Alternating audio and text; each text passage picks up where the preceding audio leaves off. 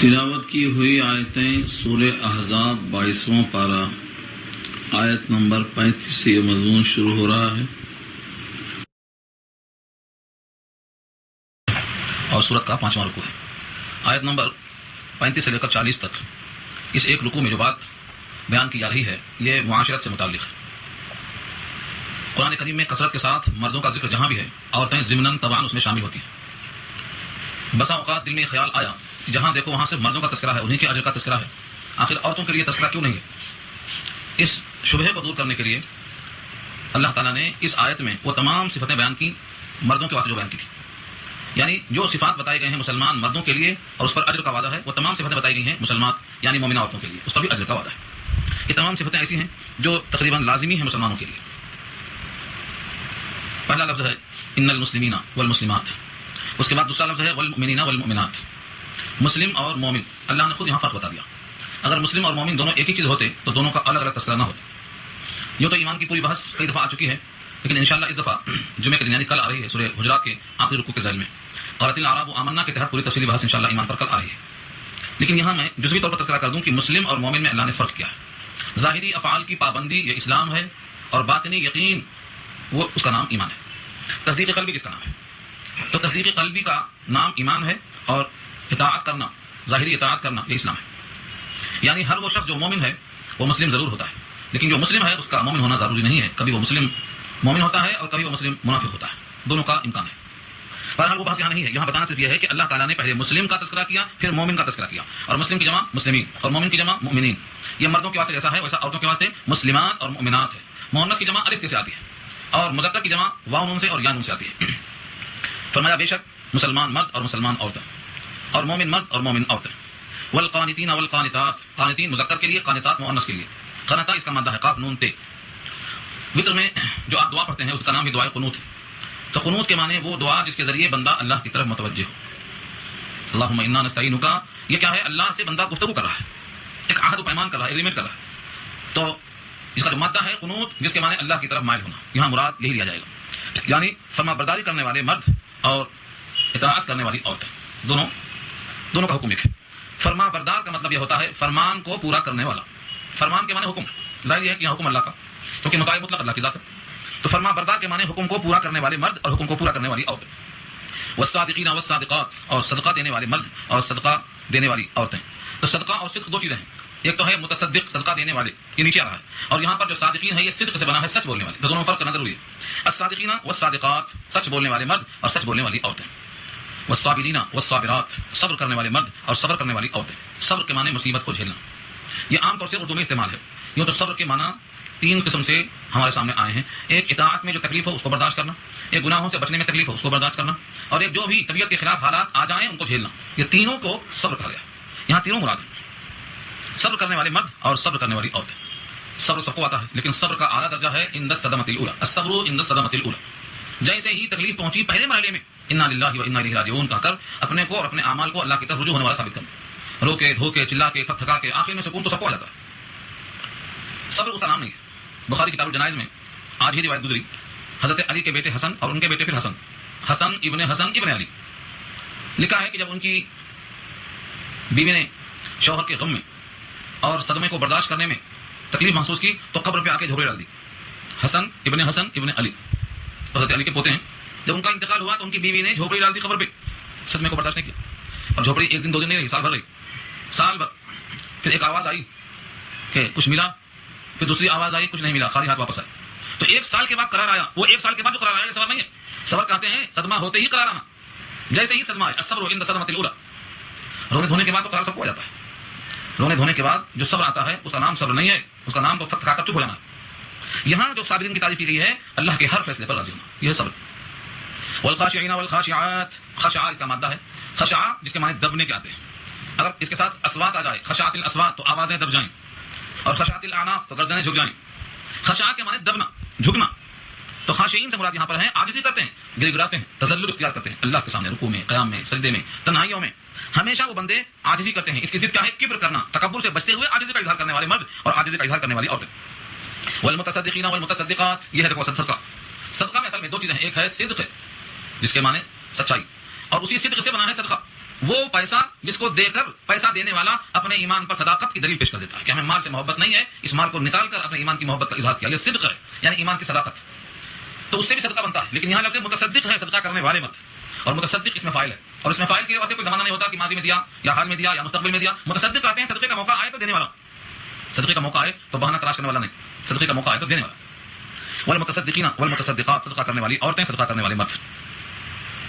صدقہ کرنے میں پہلے صحابیات کا جو معمول تھا اور آج جو عورتوں کا معمول ہے، زمین آسمان کا فرق.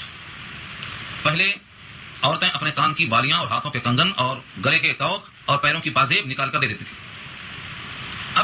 اب جو ہے شوہر سے کہتی ہیں کہ یہ تو میں توڑا نہیں سکتی، اس کی زکات بھی تم دے دو، ہے ہماری ملکیت مگر اس کی زکات بھی تم دے دو کیونکہ تمہارے لیے ہم پہنتے ہیں، اس لیے ملکیت تو ہماری رہے گی لیکن زکات تمہارے ذمہ رہے گی. اور زکات کے بقدر بڑی مشکل سے نکلتی ہے، بقیہ مال نہیں نکلتا. نبی صلی اللہ علیہ وسلم نے عورتوں کو علیحدہ بیان کیا. عید کا موقع تھا، نبی صلی اللہ علیہ وسلم نے پورے مجمع کو جو بیان کرنا تھا بیان فرمایا. پھر لوگوں نے ظاہر کیا کہ عورتیں بھی ہیں اور عورتوں تک آواز نہیں پہنچی، تو آپ سبوں کو چیرتے ہوئے عورتوں میں تشریف لائے. اب عورتوں کے حق میں نبی چونکہ باپ کے درجے میں ہے، لہٰذا وہ پردے کے مسائل یہاں نہیں آتے. نبی صلی اللہ علیہ وسلم بیچ میں آئے، اور یہ بھی ہو سکتا ہے کہ یہ حجاب سے پہلے کی بات ہو، دونوں مقول ممکن ہے. اور بلال ساتھ ساتھ تھے. نبی صلی اللہ علیہ وسلم نے بہت تفصیل سے نہیں، بختصر بات کیا اور یہ فرمایا کہ عورتوں، ہم نے عورتوں کو جہنم میں کثرت سے دیکھا ہے، تم خیرات کر کے اپنے آپ کو بچاؤ. بس ہم نے عورتوں کی اکثریت کو جہنم میں دیکھا. رأیت اکثر اہل النساء تصدقن، صدقہ نکالو تم، اور صدقہ ہی بدل ہے. اب اس کے بعد پوچھتے ہیں کہ اس کی وجہ کیا ہے، کیوں ایسا ہے، وہ تمام تفسیر موجود ہے. حدیث میں وجہ میں بتایا ہے تکفرن اللعنہ و تکفرن العشیر، شوہر کی ناشکری کرتی ہو اور لعنت ایک دوسرے پر کثرت سے بھیجتی ہو، یہ اس کی وجہ ہے. مجھے دکھانا صرف یہاں یہ ہے کہ حضرت بلال اپنے کرتے کے دامن کو پھیلا دیتے ہیں اور عورتوں کے درمیان سے جب گزرتے ہیں تو ہر ایک عورت اپنے ہاتھوں کو اپنے کان کی طرف بالی نکالنے کے لیے، کوئی جھمکے نکالنے کے لیے، کوئی خلخال نکالنے کے لیے، کوئی پازیب نکالنے کے لیے بلال کے کپڑے میں سونے چاندی کے بھر گئے، جس کے بعد جو تھا سب نکال دیا. کیونکہ جہنم کی آگ سے بچنے کے لیے اگر یہ ٹکٹ ہے تو کیا مشکل، اس وقت کیا فائدہ. چنانچہ جو عورتیں مال کی یعنی زیور کی زکات نہیں دیتی ہیں، حضور نے فرمایا ہے کہ یہ جہنم کا انگارہ ہے، چاہے تو رکھ لو چاہے تو پھینک دو، اس کی زکات نہ نکالنے سے. تو متصدق کا مطلب یہ ہے خالی وہ مسلمان نہیں جو نمازیں پڑھ لیں اور مال کی بات آئے تو مکر جائیں. جہاں بھی دینی کام کا تقاضا آتا ہے لوگوں کے ہاتھ جیب میں جاتے ہی نہیں، اور اگر جاتے ہیں تو ٹٹولتے ہیں کہ چھوٹی چھوٹی نوٹ مل جائے اور سب سے چھوٹا سکہ مل جائے، بڑا سکہ نہیں نکالتے اس کے لیے. ہاں ڈپازٹ کرنا ہے 6 سال کے لیے فکس ڈپازٹ، تو وہاں بڑی رقم نکلتی ہے. یہ صفت خاص طور سے یاد دلانے کی ہے کہ متصدق کے معنی صرف فرائض نہیں، صرف زکات ادا کرنے والا نہیں، بلکہ متصدق کے معنی آتے ہیں جہاں بھی صدقے کا تقاضا آئے دینا، رہتے ہوئے نہیں ہے یا خوشحالی کے باوجود تنگی ہے، یہ ناشکری کا رہتا ہے، شکواری. صدقہ کرنے والے مرد، صدقہ کرنے والی عورتیں. والصائمین والصائمات، صائم اس میں فاعل ہے، صوم اس کا مادہ ہے، اس کے معنی رک جانا، کھانا پینا، خواہشات کی تکمیل سے اپنے آپ کو روکنا، یہ صوم ہے. اور صائم اس کے لیے اس میں فاعل ہے، جمع اس کے صائمین ہے، صائمات اس کی مؤنث ہے، روزہ رکھنے والے مرد، روزہ رکھنے والی عورتیں. والحافظین والحافظات والحافظین فروجهم والحافظات، اور شرمگاہوں کی حفاظت کرنے والے مرد اور حفاظت کرنے والی عورتیں. لفظ فروجهم کی تکرار نہیں ہے اس لیے تاکہ دونوں کے واسطے اس پر عطف کیا جائے. حفاظت کرنا مراد ہے، سطر کی حفاظت کرنا، اور یہ وہ چیز ہے جس کے بارے میں نبی صلی اللہ علیہ وسلم کا ارشاد ہے اگر تم 2 باتوں کی ضمانت دے دو تو 2 باتوں کی ضمانت میں بھی دیتا ہوں. تم زبان اور شرمگاہ کا غلط استعمال نہیں کرو گے، یہ ضمانت دے دو تو میں تم کو بحیثیت سید الانبیاء کی ضمانت دیتا ہوں کہ تم جنت میں جاؤ گے اور جہنم سے بچ جاؤ گے، صرف 2 چیزوں پر. اس لیے انسان کے لیے یہ بہت اہم ہے کہ ان کا تحفظ کرے. والحافظین فروجهم والحافظات، اپنی شرمگاہوں کی حفاظت کرنے والے مرد اور حفاظت کرنے والی عورتیں. والذاکرین اللہ کثیرا والذاکرات، اور کثرت سے اللہ کو یاد کرنے والے مرد اور اللہ کو یاد کرنے والی عورتیں. یہاں یاد کرنے سے مراد کیا ہے؟ ذکر، اللہ تعالیٰ کو ہر وقت یاد رکھنا، یہ نبی کی سنت ہے. یہ نہیں ہے کہ 24 گھنٹے میں 1 گھنٹہ اللہ کو یاد کر لیا، بقیہ 23 گھنٹے غافل رہے.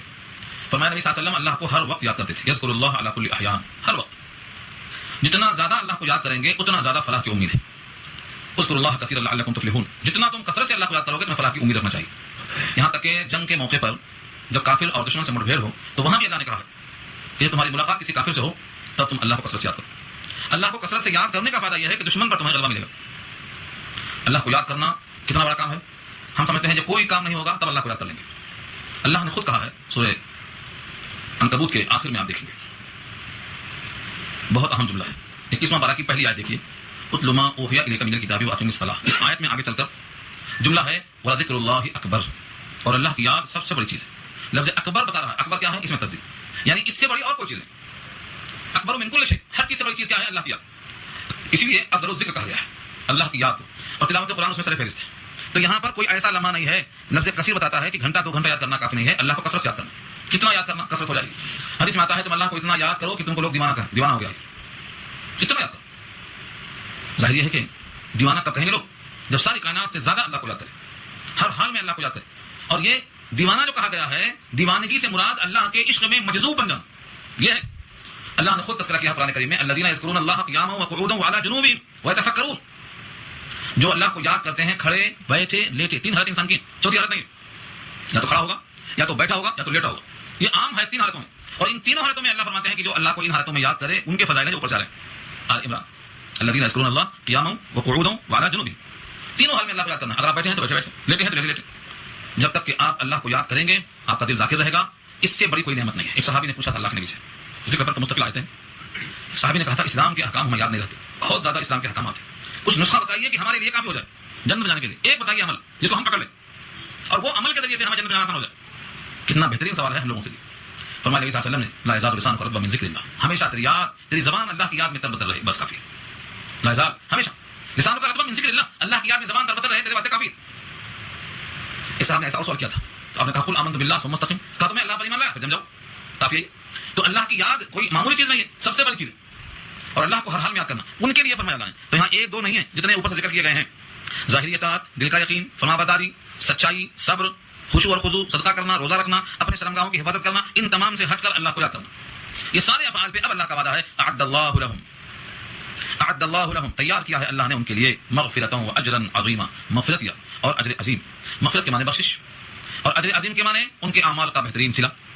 بخشش گناہوں کی ہوتی ہے اور اجر عظیم اعمال کا صلہ ہوتا ہے. مثلا گناہ بہت ہیں, نیکیاں بھی ہیں, تو جتنے گناہ ہیں ان کی بخشش اور جتنے بھی اچھے اعمال کیے ہیں ان پر اجر. یہ 2 چیز چاہیے انسان کو, یہ دونوں چیزیں اللہ کا فرمان ہے. یعنی ہر عمل صالح پر اجر کا وعدہ اور ہر گناہ کی بخشش کا وعدہ. اب انسان کے واسطے کیا چاہیے؟ یہ اللہ نے مردوں عورتوں دونوں کو مطمئن کرنے کے واسطے کہا ہے. اب دیکھنا یہ ہے کہ اس میں کوئی صفت ایسی تو نہیں ہے جو ہمارے اندر کم ہے. مثلا مسلم, حکم بردار.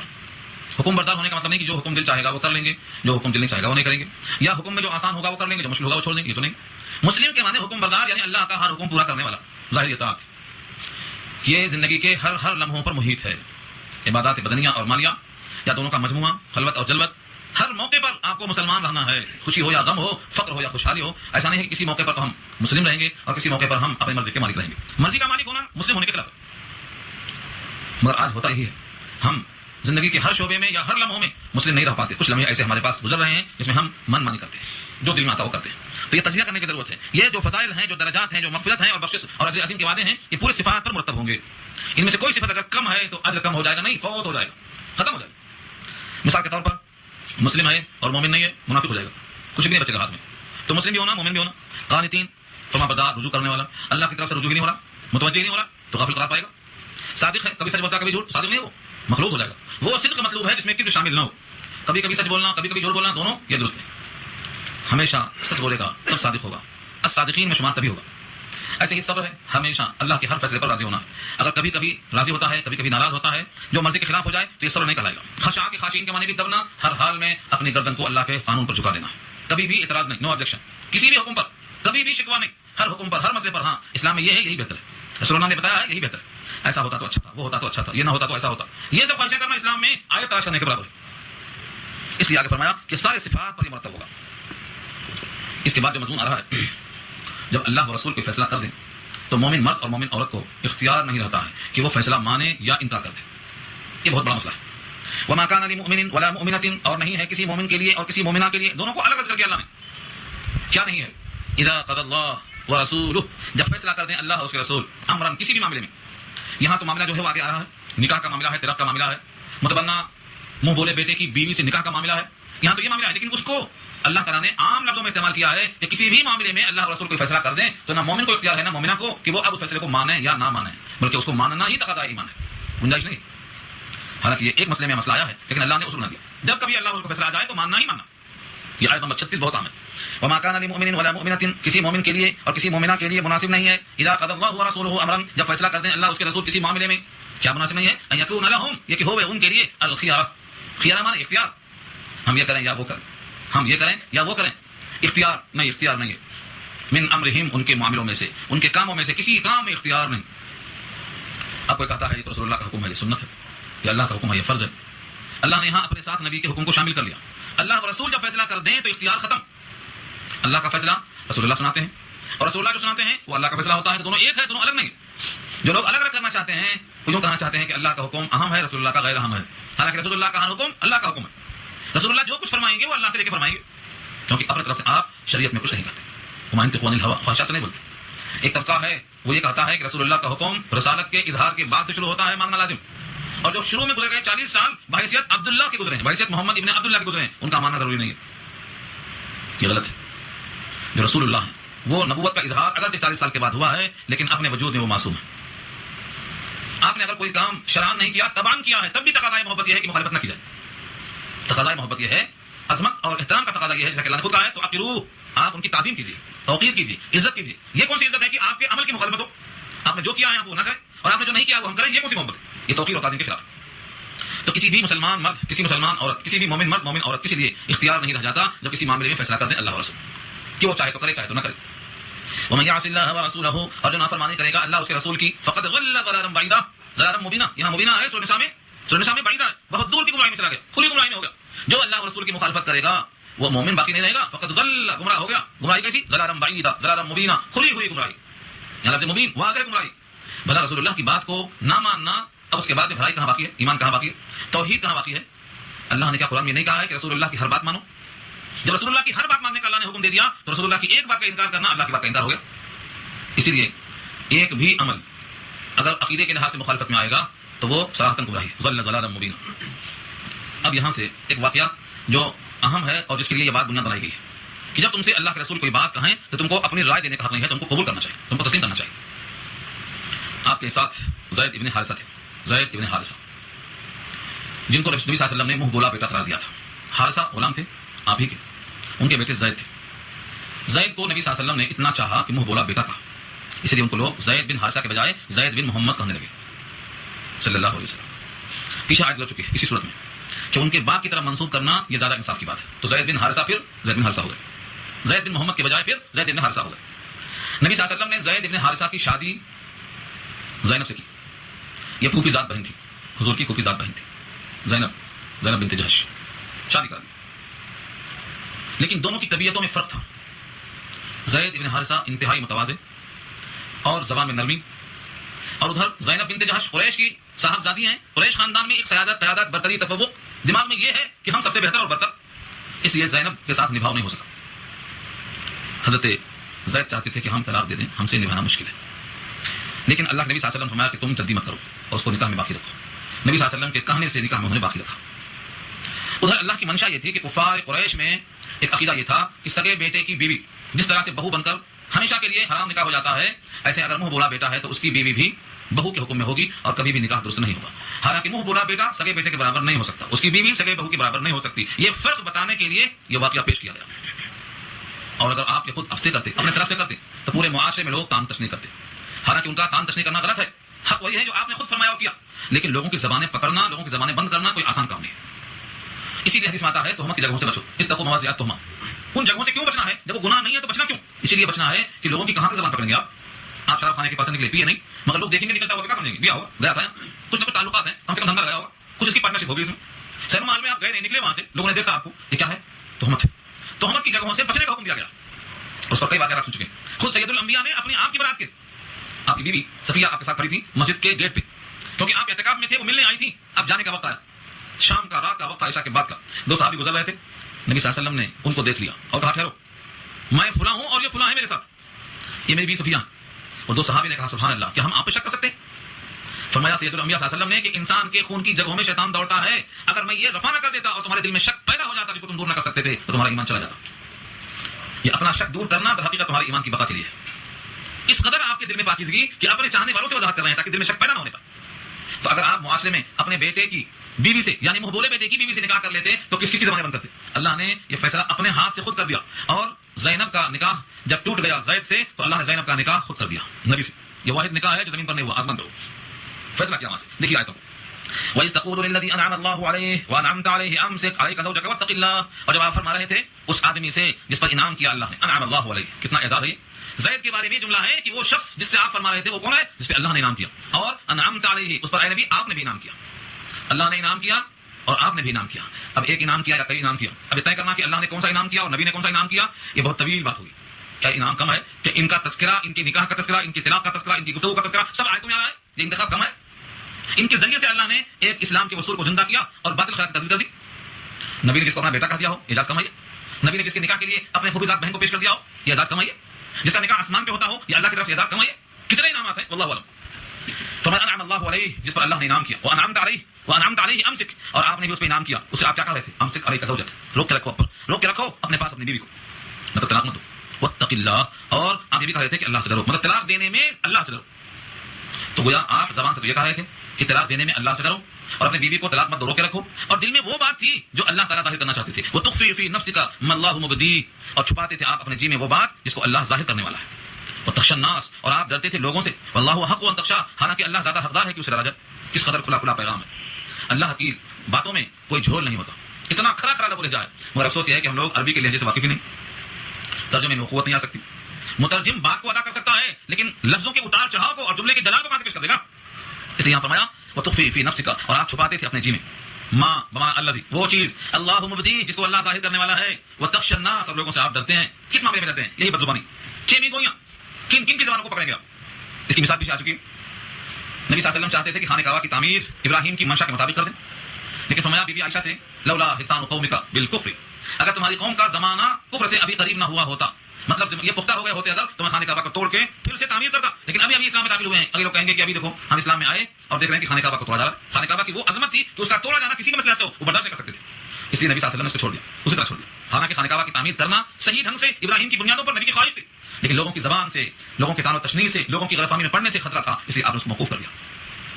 اب بعد میں آپ کی منشا کو کس نے پورا کیا؟ وہ لمبی بحث سے خانہ کعبہ کی تعمیر کی بات ادھر نکل جائے گی. مثال دیا میں نے آپ کو. اس کے بعد یہاں اللہ تعالیٰ جانتے ہیں دلوں کے حالوں کو. نبی دل میں کیا چھپاتے تھے؟ وہ تخفی فی نفسک، وہ بات یہ تھی جس کو اللہ ظاہر کرنے والے تھے کہ اگر زید نے اپنی بیوی کو طلاق دے دیا تو میں ان سے نکاح کر لوں گا، یہ بات تھی. اور اسی بات کو آپ لوگوں میں ظاہر نہیں کرتے تھے، جس پر کہا گیا ہے وتخشى الناس واللہ حق ان تخشى. سوچو یہ جملہ کتنا بڑا ہے کہ نبی سے کہا جا رہا ہے کہ اللہ زیادہ حقدار ہے کہ ان سے ڈرا جائے. جب نبی کے واسطے یہ جملہ ہے تو امتیوں کے واسطے کیا بنتا ہے کہ وہ کس سے ڈرے؟ اللہ کا جلال کتنا ہے. اللہ کے حکم کے سامنے کسی کو مجال نہیں ہے لمحہ تعامل کرنے کی، تسلیم کرنا ہے. واللہ حق ان تخشى، اللہ نے فیصلہ کر لیا تھا کہ ان تمام باتوں کو ظاہر کریں گے. فلما قضى زید منها، جب زید نے اس سے اپنی خواہش پوری کر لی. وطلب کے معنی حاجت پوری کرنا، اپنی حاجت پوری کر لی، مطلب یہ ہے کہ اب ان کو اپنے نکاح میں رکھنے کا فیصلہ نہیں ہے بلکہ نکاح سے دور کرنے کا فیصلہ کر دیا، طلاق دے دیا. فلما قضى زید منها، جب فیصلہ کر دیا، حاجت پوری کر لیا اور زینب کو طلاق دے دی. جب آدمی کی حاجت باقی ہوتی ہے تو طلاق نہیں دیتا، اور جب حاجت ختم ہوئی محسوس ہوئی تو طلاق دیتا. یہ باتیں فلما قضى زید منها وطرا، جب زید نے اپنی حاجت پوری کر لی، مطلب اب حاجت باقی نہیں ہے تو کیوں رکھے گا، طلاق دے دیا. اللہ فرماتے ہیں زوجنا، کہا ہم نے اے نبی آپ کا اس سے نکاح کر دیا. زوجنا کہا، یہ نکاح زمین پر نہیں ہوا، دو گواہوں کی موجودگی میں نہیں ہوا، قاضی صاحب وہاں موجود نہیں تھے، خطبہ نکاح نہیں پڑھا گیا. یہ واحد نکاح ہے جو اللہ نے خود نکاح پڑھا دیا. کیوں؟ اسی واسطے کہ اپنے بیٹے کی بیوی سے یعنی محبوبہ بیٹے کی بیوی سے یعنی بہو سے اگر نکاح خود پڑھا لیتے تو پورے مکے میں چرچا شروع ہو جاتا، چنویاں شروع ہو جاتی. اللہ نے خود نکاح کر دیا. اب اس کو جو بولنا ہے بولتے جاؤ. یہ آیت میں الفاظ آئے زوجنا، کہا ہم نے آپ کا ان سے نکاح کر دیا. یہ ہم نے کیوں کیا؟ اللہ کی مہربانی. اللہ خود فرماتے ہیں لکئی، تاکہ، یہ لام کہے کہ میں نے تاکہ، وجہ بتا دیا اللہ نے.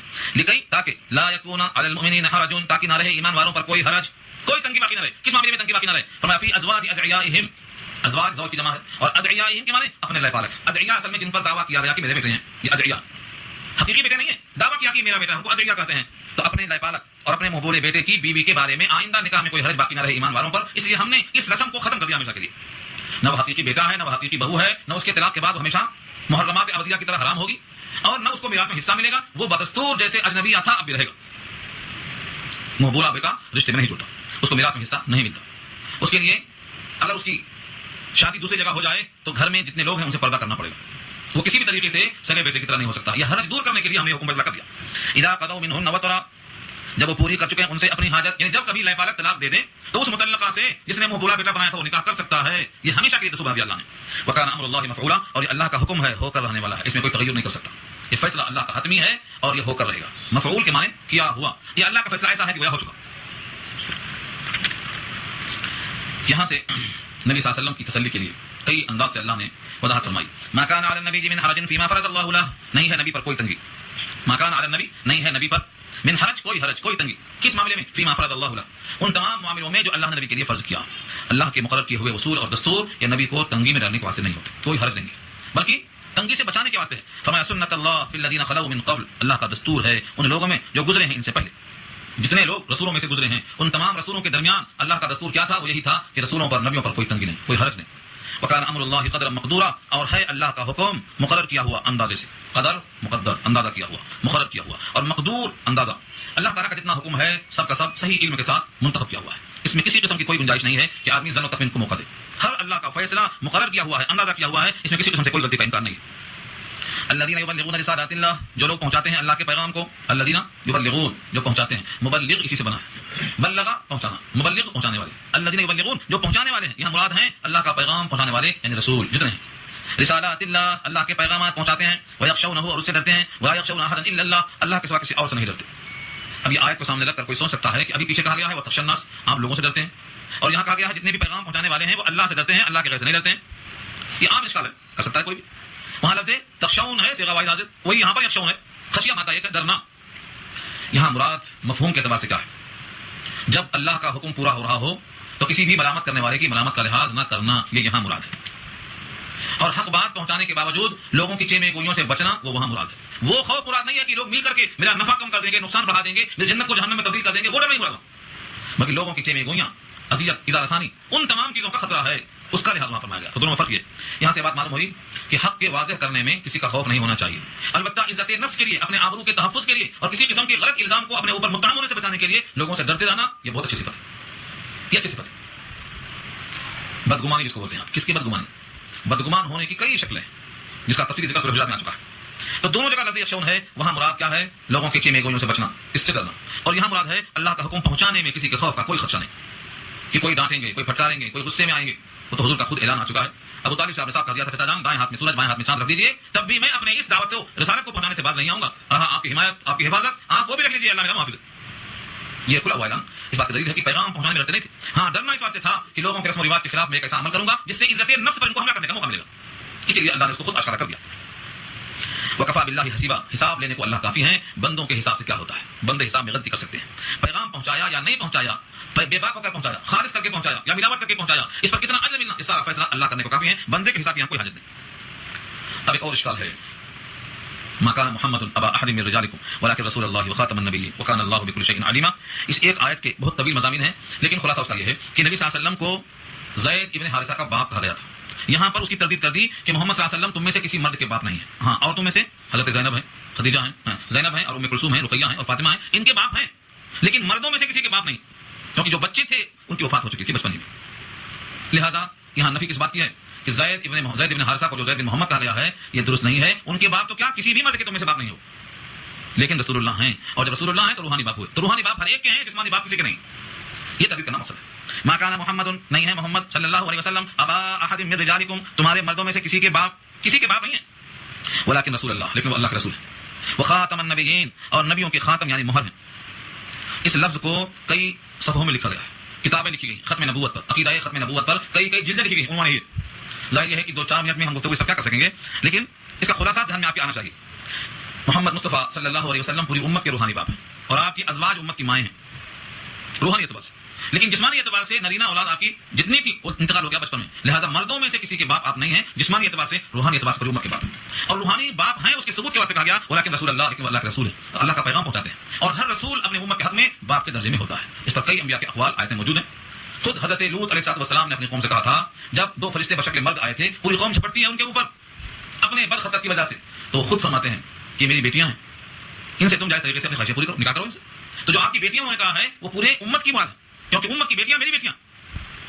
تفصیلی بات دیکھو سورہ میں یہ بات بتانا یہ ہے کہ ہر نبی بحیثیت باپ کے ہوتا ہے روحانی اعتبار سے، اسی لیے نبیوں کی بیویوں سے نکاح جائز نہیں ہوتا کیونکہ امت کی ماں ہوتی ہے، اور جب وہ ماں ہیں اور یہ باپ ہیں تو اب ان کا اکرام ضروری ہے۔ اسی واسطے انبیاء کی چونکہ حیات برزخی ثابت ہے، لہذا ان کی میراث تقسیم نہیں ہوتی، ان کی ازواج ہمیشہ نکاح میں ہوتی ہیں، جس طرح ہوتے ہیں اسی حکم میں ہوتی ہیں، ان سے کوئی نکاح نہیں کر سکتا۔ حالانکہ نبی صلی اللہ علیہ وسلم کی وفات کے موقع پر بی بی عائشہ کی عمر صرف 18 سال تھی، دوسرا نکاح کر سکتی تھی، لیکن نہیں، وہ امت کی مائیں ہیں، اور نبی اپنی زندگی جس طرح دنیا میں گزارتے تھے حیات برزخی میں بھی ایسے ہیں، لہذا ان کے نکاح میں ہیں، اس لیے ان سے کسی کا نکاح جائز نہیں ہو سکتا۔ وہ خاتم النبیین، نبیوں کے خاتم ہے۔ اس پر ایک حدیث سناتا ہوں، بات پوری کر دوں۔ نبی صلی اللہ علیہ وسلم نے فرمایا کہ نبوت ایک محل ہے، نبوت ایک قصر ہے، ایک محل ہے، اور محل مکمل تیار ہے، صرف ایک جگہ، ایک اینٹ کی جگہ خالی ہے۔ ہر شخص آ کے دیکھتا ہے اور بولتا ہے کتنا پیارا محل ہے، یہ اینٹ کی جگہ خالی ہے، یہ اینٹ اگر لگ جاتی تو پورا محل مکمل ہو جاتا۔ تشبیہ دیکھو حضور کی، فرمایا کہ وہ ایک اینٹ جو خالی ہے وہ میں ہوں، مجھ کو وہاں اللہ نے رکھ کر قصر نبوت کو مکمل کر دیا ہے، اب کسی ایک کے رکھنے کی گنجائش نہیں ہے۔ کیا تشبیہ رسول اللہ نے دی؟ تو ختم نبوت کا مطلب مکمل نبوت، اور نبی کا دنیا میں آخر میں آنا پہلا ہونے کی نفی نہیں کرتا، آپ دنیا میں اگرچہ آخر میں آئے لیکن اللہ کے انتخاب میں سب سے مقدم ہے، سب سے مقدم۔ ظہور بعد میں ہوا ہے لیکن آپ کا انتخاب سب سے پہلا ہوا ہے۔ اب اس پر کتنی روایتیں ہیں اور ان کے کیا درجے ہیں، یہ الگ گفتگو ہے۔ تو نبیوں کے وہ خاتم ہیں یعنی مہر، جس طرح سے مہر لگا کر سیل کیا جاتا ہے، ایسے اب نبوت کی آمد کو سیل کر دیا گیا، اب کوئی نبی نہیں آئے گا، جتنے بھی نبی آئیں گے میرے بعد سب جھوٹے ہوں گے، 30 دجال کذاب ہوں گے، ان میں سے آپ نے کچھ کے نام بتائے، کچھ مارے بھی گئے، مسلمہ کذاب مارا گیا، اسود انسی مارا گیا۔ اب ابھی جتنے بھی لوگ دعویٰ کرتے ہیں پورے دجال ہیں، کیونکہ لفظ یہاں واضح ہو گیا ہے کہ نبوت کا مکمل ہونے کے بعد اب کسی کا ظہور نہیں، نہ کوئی ذلی نبی، نہ کوئی بروجی نبی، جتنی دعوے کیے مرزا قادیانی نے سب باطل، سب یہاں باطل کر دیے گئے، اور اس کے اوپر مستقل کتابیں ہیں ختم نبوت کا۔ امت کا عقیدہ یہ ہے اجماعی کہ اب کوئی نبی نہیں آئے گا۔ حضرت عیسیٰ کے نزول سے نبی کے نبوت پر اور آخری نبی ہونے پر کوئی حق نہیں آتا، کیونکہ وہ جو آئیں گے بحیثیت نبی کے نہیں آئیں گے، بحیثیت امتی کے آئیں گے، اور اسی شریعت کی غیرت کریں گے، اور نماز پڑھانے کے لیے حضرت مہدی آگے آئیں گے، حضرت عیسیٰ ان کے پیچھے نماز پڑھیں گے۔ یہ اس بات کی علامت ہے کہ ان کا آنا بحیثیت امتی کی ہوگا۔ اسی لیے آپ کے نبوت کے ختم پر، یعنی تکمیل پر یہ آیت مہر ہے، وکان اللہ بکل شیء علیما، اور اللہ ہے ہر چیز کو جاننے والے، ہر چیز کو جاننے والے۔ اس لیے اللہ نے فیصلہ کر دیا ہے، اللہ کا علم ہر چیز کو محیط ہے، اور اس علم محیط میں یہ بات ہے کہ نبوت کی تکمیل ہو گئی اور آپ اللہ کے رسول ہیں، تم میں سے کسی مرد کے باپ نہیں ہیں، البتہ روحانی باپ ہے۔ اس لیے ان کا اکرام کرنا، احترام کرنا، اور ان کے ساتھ جو نکاح کا اور طلاق کا معاملہ یہاں پیش کیا گیا ہے، زبان پر لانے سے پہلے احترام آنا چاہیے، ایمان کی بقا کا سوال ہے۔ یہ بات یہاں پر پوری کر دی گئی۔ اس کے دل میں نبی کی کتنی عظمت ہے، اللہ چونکہ ہر چیز کا علم رکھتے ہیں، وہ بھی اللہ کے علم ہے، بالکل پورا ہوا، بات مکمل ہو گئی۔ اب یہاں آیت نمبر 40 تک بات ہونے کے بعد انشاءاللہ اگلا رکوع انشاءاللہ آئندہ شروع ہوگا۔